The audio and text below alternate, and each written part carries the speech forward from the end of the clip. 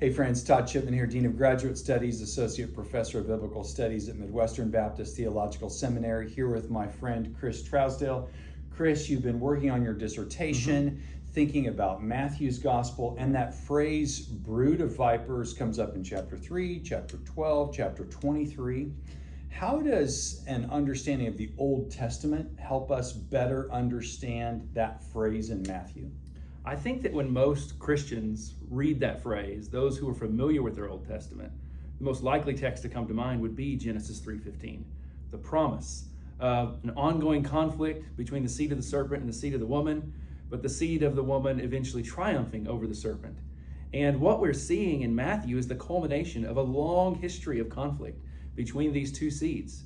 The Old Testament anticipates a day when a Redeemer would come who would set all things right, who would reverse the curse that came upon us in the garden.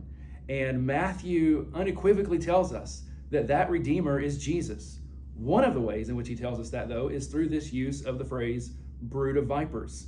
And that helps us to connect the narrative of Matthew with the broader story of the Old Testament, and to see that the conflicts that Jesus has with, whether it's the Pharisees, Sadducees, scribes, or even Satan himself in chapter 4, these various conflicts are outworkings of something much more ancient, an ancient promise that a Redeemer would come.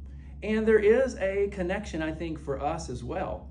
We see later in the New Testament, Paul speaking of the God of peace crushing Satan under our feet, so that as we participate in Christ, we participate in the victory that he has won over the serpent and his seed. And so it reminds us of the basic good news, but also brings us back to our participation, so that when we find ourselves opposed or persecuted like Jesus was, we can see ourselves as participants in a victory that has already been won by Christ. It's good news for us. It helps us as we read through Matthew to make connections to the very text that Matthew is drawing truths out of, but also, I think, to make connections between our own lives and the experience of Jesus and the victory that he won. This is biblical theology. It is. This is what you have studied, and putting the old and new together with specific themes or words, and seeing the connections there in the broader story. This is what we do at MBTS in our PhD program. Would love to have you study with us. Join us for Preview Day, November 7th, and we will see you soon in class.